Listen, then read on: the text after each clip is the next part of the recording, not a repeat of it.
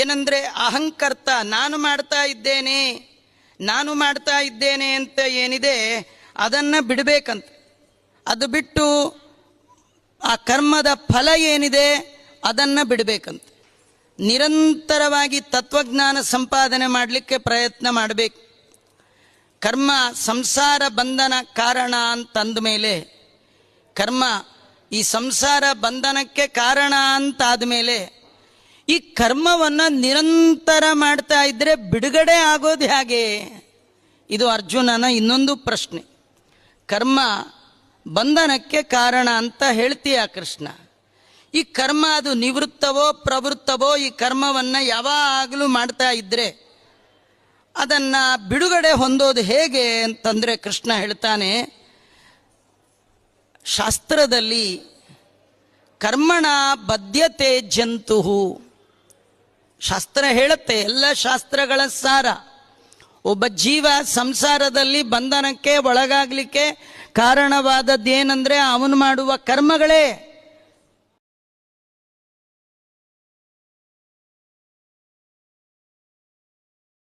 ನಾವೆಲ್ಲ ಪೃಥ್ವಿಯ ಮಕ್ಕಳು, ಮಣ್ಣಿನ ಮಕ್ಕಳು, ನಾವೆಲ್ಲ ಪಾರ್ಥರು. ಸತ್ ಮೇಲೆ ನಮಗೆ ಪಾರ್ಥಿವ ದೇಹ ಅಂತಾರೆ. ಬದುಕಿದ್ದಾಗ ಪಾರ್ಥ, ಸತ್ ಮೇಲೆ ಪಾರ್ಥ ಇವ ಪಾರ್ಥಿವ. ಈ ಪಾರ್ಥನಿಗೂ ಜೀವನದಲ್ಲಿ ಗೆಲುವು ಬೇಕಂತಾದ್ರೆ ಕೃಷ್ಣನನ್ನ ಮುಂದಿಡಬೇಕು. ಈ ಜೀವನ ನಿಂದು, ನಂದೇನದೋ ಸ್ವಾಮಿ, ನಿಂದೇ ಇದೆಲ್ಲ, ನಮ್ ಎಲ್ಲವನ್ನು ಭಗವಂತನಿಗೆ ಅರ್ಪಣೆ ಮಾಡಬೇಕು. ಅವನನ್ನ ಮುಂದೆ ಕೂಡಿಸ್ಬೇಕು. ಎಲ್ಲದಕ್ಕೂ ದೇವರನ್ನ ಮುಂದೆ ಮಾಡಬೇಕು. ದೇವರು ಶಂಕ ಊದಬೇಕು. ದೈವಿ ಸಂಪತ್ತು, ಸಾಮಾನ್ಯವಾಗಿ ಸಂಪತ್ತು ಅಂದ್ರೆ ಮನಿ ಇಂಥದ್ದನ್ನೇ ನಾವು ಸಂಪತ್ತು, ಜಮೀನು ಇತ್ಯಾದಿಗಳು ಸಂಪತ್ತು ಅಂತ ಅನ್ಕೊಂಡಿದ್ದೇವೆ. ಆದರೆ ಕೃಷ್ಣನ ದೃಷ್ಟಿಯಲ್ಲಿ ಈ ಸಂಪತ್ತುಗಳಲ್ಲ, ಗುಣಗಳೇ ನಿಜವಾದ ಸಂಪತ್ತು. ನಾವು ಜೀವನದಲ್ಲಿ ಗುಣಗಳ ಸಂಪಾದನೆ ಅದನ್ನ ಮಾಡಬೇಕು. ಅದರಲ್ಲಿಯೂ ಕೂಡ ವಿಶೇಷವಾಗಿ ದೈವಿ ಸಂಪತ್ತು, ಸಾತ್ವಿಕ ಸಂಪತ್ತು, ಸಾತ್ವಿಕ ಗುಣಗಳು, ಇದು ನಾವು ನಮ್ಮ ಜೀವನದಲ್ಲಿ ಸಂಪಾದನೆ ಮಾಡಬೇಕು. ಜಗತ್ತಿನ ಎಲ್ಲ ಜನ ಸುಖವಾಗಿರ್ಬೇಕು ಅಂತ ಬಯಸ್ತಾರೆ. ಯಾರಾದ್ರೂ ದುಃಖವಾಗಿರ್ಬೇಕು ಅಂತ ಯಾರು ಅನ್ಕೊಳ್ತಾರ? ಏನೋ ರಾತ್ರಿ ಮಲ್ಕೊಳ್ತಿದ್ದೀನಿ ಆಚಾರ್ಯ, ದೇವ್ರ ದಯದಿಂದ ಬೆಳಗ್ಗೆ ಆಗೋಟ್ಟೊಳ್ಳಿ ಬ್ರೈನಲ್ಲಿ ಒಂದು ಸಣ್ಣ ಗುಳ್ಳೆ ಆಗ್ಬಿಟ್ರೆ ಸಾಕು, ಹ್ಯೂಮರ್ ಆಗ್ಬಿಟ್ರೆ ಯಾರು ಕೇಳ್ತಾರ? ಸ್ವಲ್ಪ ತಲೆನೋವು ಬಂದ್ರೆ ಸಾಕು, ಯಾರಾದ್ರೂ ಕೇಳ್ತಾರ? ಎಲ್ಲರೂ ಸುಖವಾಗಿರ್ಬೇಕು ಅಂತಾನೆ ಟ್ರೈ ಮಾಡ್ತಿದ್ರು. ಅವರು ಬಯಸಿದ ಸುಖ ಬಾರದೆ ಕೇವಲ ದುಃಖ ಬರ್ತಾ ಇದೆಯಲ್ಲ, ಇದಕ್ಕೇನ್ ಕಾರಣ? ದುಃಖಕ್ಕೆ ನೋಡಿ ಯಾರು ಪ್ರಯತ್ನನೇ ಮಾಡಲ್ಲ. ದುಃಖ ಬೇಕು ಅಂತ ಯಾರು ಪ್ರಯತ್ನ ಮಾಡಿದ್ದಾರಾ? ರಾಯರ ಮಠಕ್ಕೆ ಮಂದಿರಕ್ಕೆಲ್ಲ ಬಂದು ಪ್ರದಕ್ಷಿಣೆ ಮಾಡಿ ನಮಸ್ಕಾರ ಮಾಡ್ತಿರ್ತಾರೆ. ಏನು ಸೇವೆ ಮಾಡ್ತಿದ್ದೀರಲ್ಲ? ಇನ್ನೇನಿಲ್ಲ, ನನ್ನ ಮಗಳ ಮದುವೆ ಫಿಕ್ಸ್ ಆಗಿದೆ, ಮದುವೆ ಎಲ್ಲ ಚೆನ್ನಾಗಿ 3 ತಿಂಗಳು ಡೈವರ್ಸ್ ಆದ್ರೆ ಸಾಕು ಅಂತ ಯಾರು ಮಾಡ್ತಾರ? ಯಾರಾದ್ರೂ ಮಾಡ್ತಾರ? ಎಲ್ಲಾರು ಮಾಡುವಾಗ ಏನು ಚೆನ್ನಾಗಿರ್ಲಿ ಅಂತಾನೆ ಮಾಡಿರ್ತಾರೆ. ಚೆನ್ನಾಗಿಲ್ದೇ ಇದ್ರೆ ಏನ್ ಮಾಡೋದು? ಎಲ್ಲ ಮನೆಯಲ್ಲಿ ಹೆಣ್ಮಕ್ಳು ಅಡುಗೆ ಮಾಡುವಾಗ ಸಾರು ಚೆನ್ನಾಗಾಗ್ಲಿ, ಹುಳಿ ಚೆನ್ನಾಗ ಮಾಡ್ತಾರೆ. ಏನೋ ಮಾಡ್ತಿ 2 ಸತಿ 3 ಸತಿ ಉಪ್ಪು ಹಾಕುನೋ ಇಲ್ಲೋ ಅನ್ಕೊಂಡು 3 ಸತಿ ಉಪ್ಪು ಇದ್ರೆ ಏನ್ ಮಾಡ್ಬೇಕ್ರಿ? ಏನ್ ಗೊತ್ತಾ, ತಿನ್ನೋರ್ ಹಣೆ ಬರನು ಡೆಟ್ಗಿರ್ಬೇಕು. ಉಪ್ಪಿದೆ ಅಂತ ಡಬ್ದಲ್ಲಿ ಬರೀ ಉಪ್ಪು ಹೊಯ್ಕೊಂಡು ಕೂತ್ರೆ ಹಣೆ ಬರಕ್ಕೆ ಟ್ರೈನ್ ಮಾಡ್ತೀವಿ. ಅಡುಗೆಯವ್ರ ಕೈಲೇನಿದೆ, ತಿನ್ನೊಂದು ಯೋಗ್ಯತೆ ಇರ್ಬೇಕು.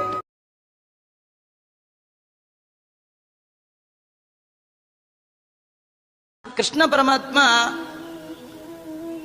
ದಾನ ಮಾಡುವವರಲ್ಲೇ ಅಗ್ರಗಣ್ಯ.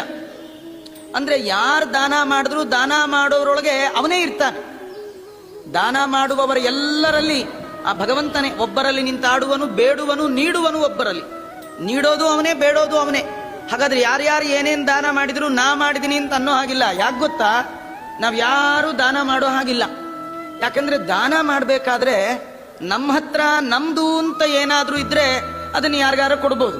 ನಾವು ಬರುವಾಗ ಏನೂ ತಂದಿಲ್ಲ ಅಂದಮೇಲೆ ಕೊಡ್ಲಿಕ್ಕೆ ನಮ್ಮ ಹತ್ರ ಏನಿದೆ? ಏನಾಚಾರ ಹೀಗಂತೀರಿ? ನಾವೀಗ ಎಷ್ಟೋ ಮಾಡಿದೀವಪ್ಪ ದಾನ, ಅದ್ ನಾವಲ್ವಾ? ನಮ್ ದಾನದ ಏನ್ ಗೊತ್ತಾ ಅನುಸಂಧಾನ? ಇಷ್ಟೇ. ಯಾವ ವಸ್ತುವನ್ನ ನಾವು ಯಾರಿಗೆ ಕೊಡ್ತೀವಲ್ಲ, ಕೊಡುವ ವಸ್ತುವನ್ನ ಇದುವರೆಗೂ ಈ ವಸ್ತು ನಂದು ಅಂತ ನಾನು ಅನ್ಕೊಂಡಿದ್ದೆ, ನಿಜವಾಗಿ ನಂದಲ್ಲ, ನೀನು ನನಗೆ ಕೊಟ್ಟದ್ದು. ಇದ್ರ ಮೇಲೆ ನಾನು ವೃಥಾ ಅಭಿಮಾನ ಇಟ್ಕೊಂಡಿದ್ದೆ. ಅಭಿಮಾನವನ್ನ ತ್ಯಾಗ ಮಾಡಿ ಅದು ಭಗವಂತಂದು ಅನ್ನುವ ಅನುಸಂಧಾನ ಬರೋದಿದೆಯಲ್ಲ, ಅದೇ ದಾನ. ದಾನ ಅಂದ್ರೆ ಏನಲ್ಲ, ನಾ ಕೊಟ್ಟೆ ಅವನ್ ತಗೊಂಡ, ಅವನ ಹತ್ರ ಎಲ್ಲಿತ್ತು, ನಾ ಕೊಡದೇ ಇದ್ರೆ ಅವನು ಇನ್ನೂ ಅಲ್ಲೇ ಇರ್ತಿದ್ದ, ನಾನ್ ಕೊಟ್ಟದ್ದಕ್ಕೆ ಹೀಗೆ, ನಾನು ಎಷ್ಟು ಜನಕ್ಕೆ ಹೀಗೆ ಕೊಟ್ಟಿದ್ದೀನೋ, ನನ್ನಾಗ ನಮ್ಮ ಅಪ್ಪ ಕೊಟ್ಟಿಲ್ಲ, ನಮ್ಮ ತಾತ ಕೊಟ್ಟಿಲ್ಲ, ಈ ಬರೀ ನಾನು ಅಟ್ಟೋತ್ರ ಬಂದಂಗೆ 108 ಬಾರಿ ಬಂದ್ರೆ ಅದು ಕೊಟ್ಟದ್ದಕ್ಕೆ ಪಾಪ ಬಂತೆ ವಿನಃ ಪುಣ್ಯ ಬರ್ಲಿಕ್ಕೆ ಸಾಧ್ಯವೇ ಇಲ್ಲ. ದಾನ ಕೊಡುವಾಗ ನಮ್ಮ ಆ ವಸ್ತುವಿನ ಮೇಲೆ ನಮ್ಮ ಭಾವನೆ ಏನಿರಬೇಕು? ಸುಮ್ಮನೆ ವೃಥ ಅನ್ಯಾಯವಾಗಿ ನನ್ನದಲ್ಲದ ವಸ್ತುವಿನ ಮೇಲೆ ಇದು ನಂದು ಅನ್ನುವ ಅಭಿಮಾನ ಭಗವಂತ ಇದುವರೆಗೆ ನಂಗೆ ಕೊಟ್ಟಿದ್ದೆ, ಇನ್ಮೇಲೆ ಈ ವಸ್ತು ನಂದಲ್ಲ, ನಮಮ ನಮಮ, ಮತ್ಯಾರ್ದಿದು ಭಗವಂತ ನಿಂದು, ಕೃಷ್ಣಾರ್ಪಣ, ಇದು ನಿಂದು ಅಂತ ಭಗವಂತನ ವಸ್ತುವಿನ ಮೇಲೆ ಇರುವ ನಮ್ಮ ಅಭಿಮಾನವನ್ನ ಬಿಟ್ಟು ಇದು ಭಗವಂತಂದೇ ಅಂತ ತಿಳಿದು ಕೊಟ್ಟದ್ದು ನಾನಲ್ಲ, ತೆಗೆದುಕೊಂಡದ್ದು ಅವನಲ್ಲ, ಅವನ್ ತಗೊಂಡ ಅಂತ ಅನ್ಕೊಳ್ಬಾರ್ದು. ನಾವು ಕೊಟ್ವಿ ಅಲ್ಲ, ಕೊಟ್ಟದ್ದು ನೀನೇ, ತೆಗೆದುಕೊಂಡದ್ದು ನೀನೇ. ಈ ಅನುಸಂಧಾನ ಮಾಡಿದಾಗ ಮಾತ್ರ ದಾನಂ ಧ್ರುವಂ ಫಲತಿ ಪಾತ್ರ ಗುಣಾನುಕೂಲ್ಯ.